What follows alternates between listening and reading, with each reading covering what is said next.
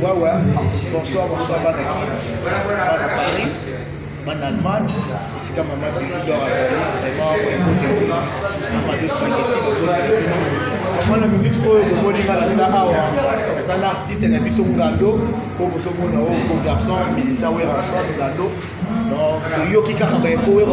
depuis Paris à mais non toujours vraiment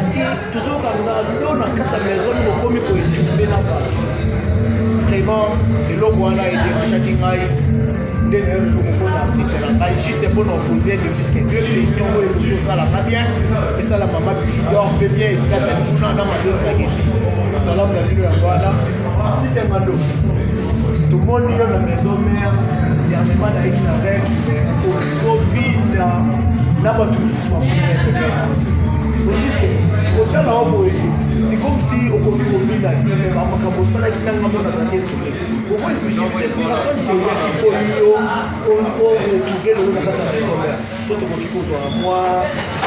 qui l'inspiration, c'est trop dit dans le sens où moi c'est toujours un artiste que j'apprécie, le président de Racine Miguel le roi de l'Afrique. Pour moi c'est une idole, c'est un emblème de la musique congolaise et je sais que pour faire une bonne formation il faut passer par là.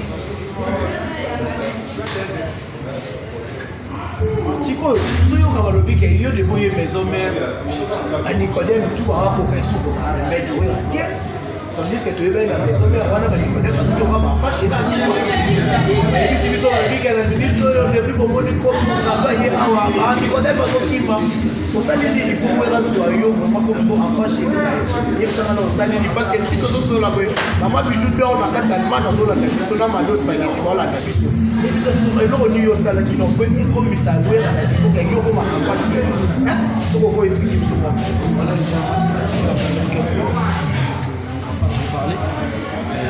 Il faut savoir que plus les années passent, plus les choses changent. C'est ça. La minute où on a vu maison mère à la carte de préparation studio. On assure que maison mère on peut sauver place mort pour y parce que quand même on y est pas tout le jour. Maison mère on peut sur place ou bien aux Akakana parce que on y est pas tout le ça c'est la surprise. Quand l'album va sortir, il y a une surprise. On va pas parler, on attend la sortie de l'album. Là, la fanatique de son. Ça va être quelque chose de très bien. Il faut qu'on ait la fan claire. Quand tu es sur la logo, Dominique Frontière en Zouangaï. On l'a d'Angaï. Derrick Kabé. On l'a d'Angaï. Derrick Kabé soit on l'a d'Angaï. On passe à la main puissante et c'est comme ça qu'on l'a d'Angaï. So il y a des sabisos. La minute où on est surprise, il nous commet les bisous. Oh, tout ça, c'est pour trouver la carte à cacher à l'ami.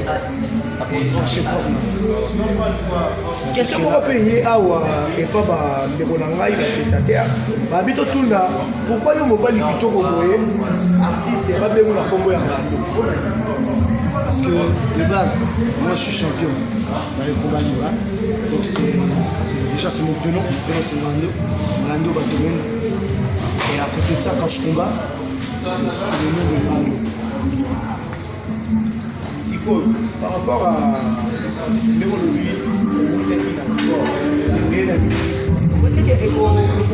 un jour, ils vont poser problème, son président, le bureau, et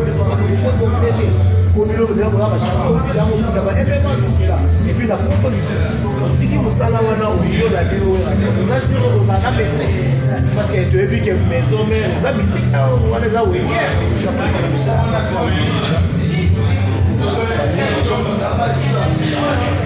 Double carrière. Je fais double carrière. Là, j'ai mis une pause sur la carrière de l'humain pour faire la musique. On va regarder le système. Double carrière. Voilà, les spectateurs, nous avons qui artiste Ngando, artiste Nabuso, à qui Paris, il y a qui courait pour mettre dans la maison mère, les gens sont dans la maison mère.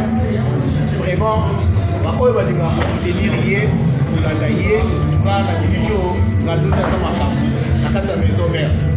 La Colombie est saquée, Maman Bijou d'or et Salé. Mambote no ya bwana tozana artiste na onga do na kini na sa sûr que tiro uta Allemagne zoya okuta na artiste na yo Mado Spaghetti siko sali mambote na onga pote mer en tout cas ya koloba bingi esati na ozela ka arrivage na bino na kati ya Congo te Maman Bijou d'or. Mais les 19, et puis que ça, les 19 quand même Maman Bijou d'or, à la soirée pour qu'on casse la bataille. Vous allez disponible pour nous, Maman Bijou d'or. Maman Bijou d'or, vous allez un artiste énorme, j'espère que vous n'avez pas chariot pour vous. C'est que vous allez un chariot. Mais chariot, la chariot, le week-end, il y a beaucoup de été. Alors, on va mêler. Ma sœur dans ma photo, Dominique Frontière, Eric Kabenso, et ce que vous allez, vous pouvez aller sur la chariot. C'est un vraiment artiste puissant, la 4 Sabambogo, et va soutenir aux Zamaï.